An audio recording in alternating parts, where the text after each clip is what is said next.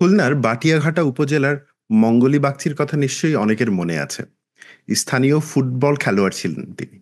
১.৫ বছর আগে ফুটবল খেলাকে কেন্দ্র করে তাকে মেরে মাথা ফাটিয়ে দেওয়া হয়েছিল। এত বড় মেয়ে হাফ প্যান্ট পরে কেন খেলবে বলে বিদ্রূপ করা হয়েছিল। মারধরে আহত হয়েছিল আরও ৩ কিশোরী মেয়ে। ১লা মার্চ মোহাম্মদপুরে পাবলিক প্লেসে ধূমপান করাকে কেন্দ্র করে ২ নারীকে মব নামক একদল উচ্ছৃঙ্খল জনতা রক্তাক্ত করে মেরে। ৫ মার্চ ঢাকা বিশ্ববিদ্যালয়ের ক্যাম্পাসে এক ছাত্রীকে ওড়না পরা নিয়ে হেনস্থা করার অভিযোগ ওঠে। মোস্তফা আসিফ অর্ণব নামের এক ব্যক্তিকে পুলিশ গ্রেফতার করে। ওই ব্যক্তি ঢাকা বিশ্ববিদ্যালয়ের কেন্দ্রীয় গ্রন্থাগারের একজন সহকারী বাইন্ডার। মেয়েটি মামলা করে এবং পরবর্তীতে এই মেয়েকে অত্যন্ত চাপ দিয়ে এই মামলা তুলে নিতে বাধ্য করা হয়। অভিযুক্ত ব্যক্তির পক্ষে একদল লোক শাহবাগ থানায় গিয়ে শাহবাগ থানা ঘেরাও করে এবং অনলাইনে অফলাইনে এই মেয়ের বিরুদ্ধে তৎপরতা তৈরি হয়। পরদিন জামিনে মুক্ত হয় অভিযুক্ত ব্যক্তি। তার গলায় মালা এবং মাথায় পাগড়ি দিয়ে বরণ করে নেওয়া হয়। এর আগে আমরা বাসে ডাকাতির কথা শুনেছি। এর আগে আমরা শুনেছি ঘরে বাইরে নানা জায়গায় কিছু পুরুষ মানুষ হাতে লাঠি সোঁটা নিয়ে রাস্তায় নেমে গিয়ে মেয়েদের ওপর নির্যাতন করছে। নারীদের ফুটবল খেলা বন্ধ করা হয়েছে। ২-১টা জায়গায় উৎসবের ওপরে বাধা নিষেধ আরোপ করা হয়েছে। এই যে ঘটনাগুলো বললাম, এই ঘটনাগুলো যে শুধু এখনকার ঘটনা ব্যাপারটা তা নয়। ৫ আগস্টের পূর্বেও এই ধরনের ঘটনাগুলো ঘটেছে। এই জন্য ৫ আগস্টের পূর্বের একটা উদাহরণ দিয়েই শুরু করেছি। গ্লোবালিস্ট পডকাস্ট যৌথভাবে পরিবেশন করা হচ্ছে বাংলা আউটলুকের পক্ষ থেকে এবং আজকে আমার সাথে অতিথি হিসেবে যুক্ত হয়েছেন ডক্টর শামারু মির্জা। তিনি একজন বিজ্ঞানী এবং মানবাধিকার কর্মী। এছাড়াও তিনি সিতারাস স্টোরি এর প্রতিষ্ঠাতা। এই প্রতিষ্ঠানটি বাংলাদেশ এবং অস্ট্রেলিয়াতে নারীদের অধিকার সুযোগ সুবিধা নিয়ে কাজ করে থাকেন। ডক্টর মির্জা, আপনাকে স্বাগত আমার সাথে যুক্ত হওয়ার জন্য। আপনাকে অনেক ধন্যবাদ আমাকে আমন্ত্রণ জানানোর জন্য। ডক্টর মির্জা, আপনার কাছে আমার প্রথম প্রশ্ন। আমরা দেখলাম যে বৈষম্য বিরোধী শিক্ষার্থী আন্দোলনের সময় একটা ছবি বেশ ভাইরাল হয়েছিল এবং এই ছবির সামনের সারিতে দেখা যাচ্ছে যে একটা মেয়ে বোরখা পরে আছে এবং একটা মেয়ে টি শার্ট এবং প্যান্ট পরে আছে এবং এই দুই মেয়ে একটা বড় নারী দলের নেতৃত্ব দিয়ে ঢাকা বিশ্ববিদ্যালয়ের একটা হলের গেট থেকে বাইরে বেরিয়ে আসছে আন্দোলন করবার জন্য।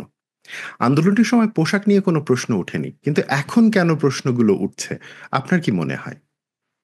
Interesting question. আমার এই ছবিটার কথা মনে আছে।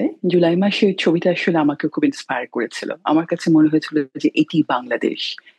আমরা ছোটবেলা থেকে যে বাংলাদেশকে দেখেছি, যে বাংলাদেশের স্বপ্ন দেখেছি, ওই ছবিটা আমার কাছে মনে হচ্ছে ইটস ভেরি সিম্বলিক যে বাংলাদেশের এমনই হওয়া উচিত।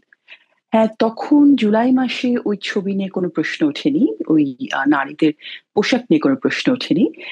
এখন উঠছে কেননা ৫ই আগস্ট ঘটে গেছে। হ্যাঁ, আমাদের জুলাই মাসে আমরা যে গণ অভ্যুত্থানের মধ্যে ছিলাম, আমরা যে একটি উদ্দেশ্যে সকলে একত্রিত হয়েছিলাম ধর্ম বর্ণ নির্বিশেষে, সেই উদ্দেশ্য ৫ই আগস্ট সফল হয়েছে। এবং ব্যাপারটা খুব আপনি যদি বলেন মোটা দাগে ফ্যাসিস্ট হাসিনার পতন ঘটেছে ৫ই আগস্টে। এখন ৫ই আগস্টের পরে বাংলাদেশে এখন অনেকগুলো ফন্ট আছে। হ্যাঁ, ৫ই আগস্টের আগে যেমন সবগুলো ফন্ট একটা উদ্দেশ্যে কাজ করছিল, ৫ই আগস্টের পরে সেই ফন্ট গুলো এখন সব আলাদা আলাদা হয়ে গেছে। এবং তার মধ্যেই একটি গ্রুপ, একটি না হয়তো বা কয়েকটি গ্রুপ, তারা তাদের ধর্মান্ধতার সুযোগ নিয়ে মেয়েদের পোশাক নিয়ে কথা বলছে। এবং আমার কাছে মনে হয় যে বাংলাদেশে, আপনি যেটা বললেন কিছুক্ষণ আগেই, যে আমরা ভেবেছিলাম ৫ই আগস্টের পরে বাংলাদেশ সোনার বাংলাদেশ হয়ে যাবে, কিংবা নতুন বাংলাদেশ আমরা দেখবো, বাংলাদেশের সব মানুষ বোধহয় একদিনেই সব লিবারাল হয়ে যাবে। ব্যাপারটা আসলে তা ওভাবে হয় না। বাংলাদেশের কিছু সংখ্যক মানুষ সবসময় এরকম ছিল, তারা হয়তো বা ৫ই আগস্টের পরে তাদের মুখোশ খুলে সামনে বেরিয়ে আসছে ফ্রিডমের নাম করে। হ্যাঁ, ইন্ডিভিজুয়াল ফ্রিডমের নাম করে ধর্মকে মিসইন্টারপ্রেট করে বের হয়ে আসছে। সো এটা খুব দুঃখজনক, কিন্তু এটা ঘটছে এবং এটাই বাস্তবতা। ডক্টর মির্জা, আপনি আপনার স্ট্যাটাসে আমি গতকালকে দেখছিলাম একটা কোট করেছেন, ফ্রিডম এবং লিবার্টি এই দুটো শব্দ ব্যবহার করে।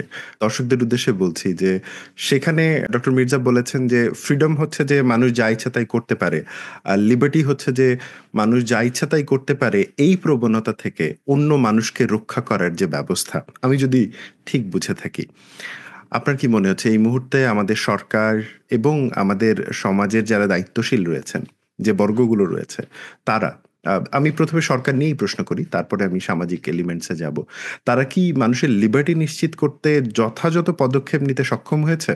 আমার কাছে মনে হয় যে 5ই আগস্টের পরে আমাদের সরকারের বোধহয় একমাত্র উদ্দেশ্য ছিল সেই সময়টাতে মানুষকে এই বোধটা দেবার জন্য যে বাংলাদেশ এখন মুক্ত, এবং every one can practise there individual freedom. এবং এই ব্যাপারটাতে আমার মনে হয় সমস্যাটা তৈরি হয়ে গেছে। হ্যাঁ, এবং প্রত্যেকটা মানুষের নিজস্ব যে ফ্রিডম, যে স্বাধীনতা, সেটার সাথে যে একটা রেসপন্সিবিলিটি, বিশাল একটা সংযোগ আছে। আমার মনে হয় এইটা সরকার ব্যর্থ হয়েছে জাতিকে বোঝানোর জন্য, এবং সেখানে সরকারের একটা বিশাল রোল প্লে করার কথা ছিল। উনি, আমার মনে আছে যে প্রফেসর ইংলিশ সম্ভবত তার কোনো একটি ভাষণে বলেছিলেন, আপনাদের যা ইচ্ছা আমাকে বলবেন, আমাদের সরকার আপনাদের সরকার, যখন ইচ্ছা সমালোচনা করবেন। অবশ্যই কথাটা খুবই ইন্সপায়ারিং ছিল, এবং এটা আমার মনে হয় যে বাংলাদেশিদের মধ্যে ওই বোধটা দিয়েছিল যে আমি এখন মুক্ত। কিন্তু ঘটনাটা ঘটে কি জানেন, যে স্বাধীনতা বলেন, ব্যক্তি স্বাধীনতা বলেন, এই সবকিছুর সাথে দায়িত্ববোধের একটা বিশাল অংশ আছে। এবং আনফর্চুনেটলি বাংলাদেশে যেহেতু বেশিরভাগ মানুষই এই ব্যাপারটা বোঝে না, যে আমার যে অবস্থান এটার সাথে আমি আমি আমার দায়িত্ববোধ আছে, আমার দায়িত্ব আছে আমার পাশের মানুষটির জন্য। পাশের মানুষটি, সে নারী হোক, পুরুষ হোক, সে হিন্দু হোক, মুসলমান হোক, তাকে প্রোটেক্ট করা যে আমার জন্য লিবারেটিং। আমার মনে হয় এই ব্যাপারটা বাংলাদেশের মানুষ বোঝে না, এবং সেখানে সরকারের একটা বিশাল ভূমিকা রাখা দরকার ছিল। যে আহ বাংলাদেশ, হ্যাঁ, একটা নতুন বাংলাদেশের দিকে আমরা এগিয়ে যাচ্ছি, আমরা এই এই স্টেজের মধ্য দিয়ে নতুন বাংলাদেশে গিয়ে পৌঁছে যাব। কিন্তু সেই সাথে প্রত্যেকটা মানুষকে, তার পাশের মানুষটি ধর্ম বর্ণ নির্বিশেষে, তাকে প্রোটেক্ট করার জন্য ব্যবস্থা নিতে হবে, দায়িত্ব পালন করতে হবে। I think from that point of view, the government probably did not take appropriate actions, but obviously eventually সরকার বুঝেছে এবং সরকার কিছু পদক্ষেপ নিয়েছে। আমি দেখেছি রিসেন্টলি তারা কিছু হটলাইন তৈরি করেছে। Although I know that there is an existing hotline, I think it's 109 কিংবা something like that, but তারপরেও কিছু হটলাইন হয়তো বা দরকার ছিল, অ্যাডিশনাল হটলাইন। এখন আমি জানি না হটলাইন গুলোতে ফোন করলে আসলে কি ধরনের সার্ভিস পাচ্ছে নারীরা, আমি জানি না, সেটা বাংলাদেশের নারীরাই বলতে পারবে। এবং সরকার আরেকটা ব্যাপার করা খুব দরকার ছিল, সেটা হচ্ছে যে প্রত্যেক, দেখুন, যে কোনো সমাজে, স্পেশালি বাংলাদেশের মতো ডেভেলপিং কান্ট্রিতে কিন্তু নারীরা ভালনারেবল। হ্যাঁ, এবং স্পেশালি রুরাল লেভেলের নারীরা, আমি আরবান মেয়েদের কথা বলছি না, আমি রুরাল লেভেলের নারীদের কথাই প্রথমে বলি। হ্যাঁ, স্পেশালি মাগুরাতে যে ঘটনাটা ঘটলো, সো সরকারি উচিত ছিল যে প্রথমেই আমাকে আইডেন্টিফাই করা যে আমাদের এই গ্রুপগুলো ভালনারেবল, সো তাদের প্রোটেকশন দেবারটা হচ্ছে আমার priority. I'm not sure whether there was adequate coordination in that area, but obviously হয়নি বলে আমরা কিছু ঘটনা দেখতে পেয়েছি, খুব দুঃখজনক কিছু ঘটনা ঘটেছে। তবে আসিফ, জানেন কি, এই ধরনের ঘটনা আগে হয়েছে, আপনি যেটা হুম। বললেন। এবং আমার আমার মনে হয় যে আমাদের আশার সাথে বাস্তবতার একটা বিরাট ফারাক তৈরি হয়েছে। এই কারণে আমাদের সম্ভবত হতাশা বোধটা অনেক বেশি তীব্র। আমি আপনার সাথে একমত ডক্টর মির্জা, যে ব্যাপারটা এমন নয় যে বাংলাদেশের সমাজে নারীর প্রতি এই ধরনের নিপীড়ন একেবারেই নতুন।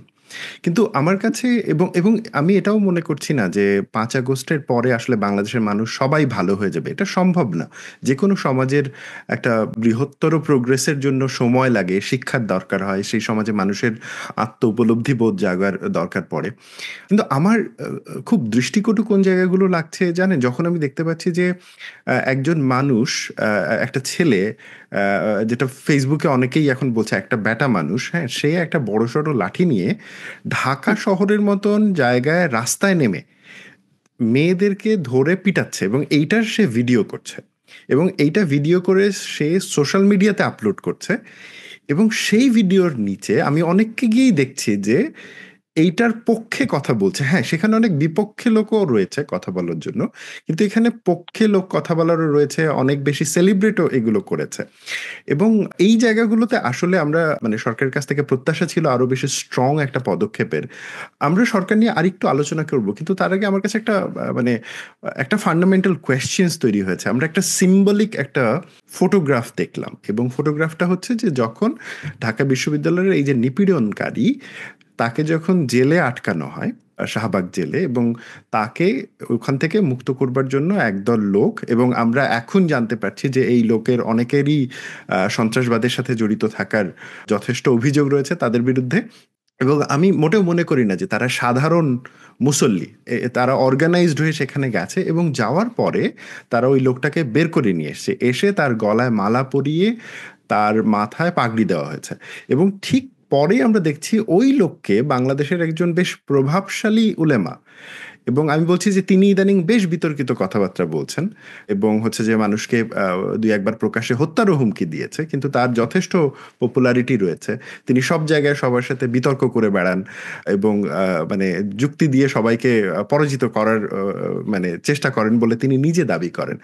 সেই মানুষটা তাকে নিয়ে ছবি তুলছে, এই যে প্রবলেমেটিক ব্যাপারটা, এটা অত্যন্ত ভয়াবহ।